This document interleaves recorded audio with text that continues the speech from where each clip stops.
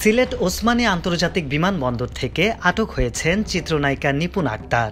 গত শুক্রবার 10 জানুয়ারি সকালে লন্ডন যাওয়ার সময় বিমানবন্দর থেকে তাকে আটক করে ইমিগ্রেশন পুলিশ। সেই সঙ্গে তার লন্ডন যাত্রাও বাতিল করা হয়েছে। গত বছরের 5ই আগস্ট রাজনৈতিক পট পরিবর্তনের পর থেকেই লাপাত্তা আওয়ামী লীগের বিভিন্ন নেতাকর্মীরা। এর আগে বিগত আওয়ামী লীগ সরকারের আমলে বিভিন্ন দলীয় অনুষ্ঠানে সক্রিয় দেখা যেত বাংলাদেশ চলচ্চিত্র অভিনেত্রী ও বাংলাদেশ চলচ্চিত্র শিল্পী সমিতির সাবেক সাধারণ সম্পাদক নাসরিন আক্তার নিপুণকে, এবং বিভিন্ন ক্ষেত্রে রাজনৈতিক দলটির নাম ব্যবহার করতেন বলে অভিযোগ ওঠে তার উপর। তবে সরকার পতনের পর থেকে আওয়ামী লীগের রাজনীতিতে সক্রিয় নিপুণকেও আর মিডিয়ার সামনে আসতে দেখা যায়নি।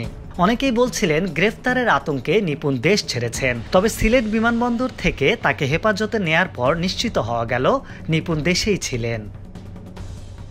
বিমানবন্দর থানার ওসি গণমাধ্যমকে জানিয়েছেন, চিত্রনায়িকা নিপুণকে লন্ডন যাওয়ার সময় আটক করেছিল ইমিগ্রেশন পুলিশ। পরে প্রাথমিক জিজ্ঞাসাবাদ শেষে তাকে ছেড়ে দেওয়া হয়। তার নামে সুনির্দিষ্ট কোনো মামলা না থাকায় শুধু জিজ্ঞাসাবাদ করেই ছাড়া হয়েছে এই অভিনেত্রীকে।